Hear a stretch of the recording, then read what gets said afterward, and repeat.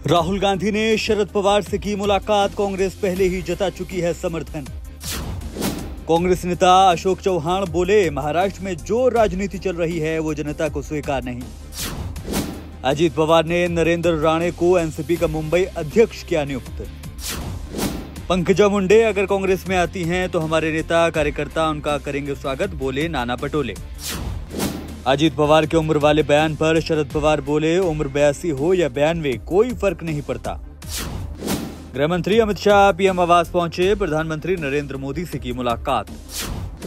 मणिपुर हिंसा में गृह मंत्रालय की बैठक से दिग्विजय सिंह समेत 3 नेताओं ने किया वॉकआउट।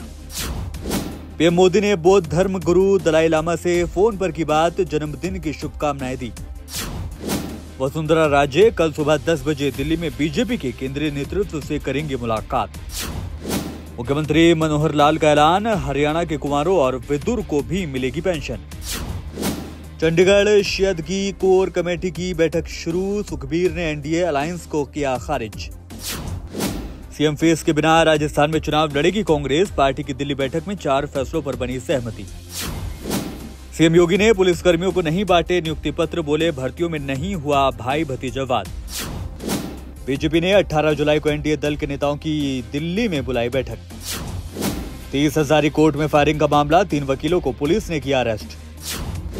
400 एक्सपर्ट्स को हटाने वाले एलजी के फैसले के खिलाफ आप सरकार पहुंची सुप्रीम कोर्ट। दिल्ली के अंबेडकर नगर थाना इलाके में भरभरा कर गिरी बिल्डिंग, कई लोगों के फंसे होने की आशंका। सीएम ममता बनर्जी कोलकाता हॉस्पिटल से डिस्चार्ज, पैर में चोट लगने के बाद हुई थी दाखिल। 1996 में हुए लाजपत नगर ब्लास्ट केस में सुप्रीम कोर्ट ने 4 दोषियों को दी उम्र कैद की सजा। सपा एमएलए इरफान सोलंकी की जमानत अर्जी पर सुप्रीम कोर्ट ने यूपी सरकार को जारी किया नोटिस, मांगा जवाब। चंद्रयान 3 को जुलाई 14 को दोपहर 2:35 पर किया जाएगा लॉन्च। कांग्रेस नेता कन्हैया कुमार को एनएसयूआई का इंचार्ज बनाया गया।